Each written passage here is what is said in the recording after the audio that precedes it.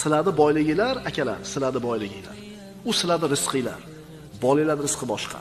Agar uni rizqida bo'lsa, shu pul unga nasib qiladi. Agar bo'lmasa, siz ketgandan keyin bu pul ketadi qoladi. Shuning uchun bolalarimga uy qilib beraman, dunyosini zo'r qilib beraman degan g'am asosiy g'am bo'lmasin. Ha, bo'lsa qilib bersak yaxshi, lekin esimizdan chiqmasin. Rizq kimning qo'lida? Chunki rizqi o'zi bilanda u. Rizq o'zi bilan.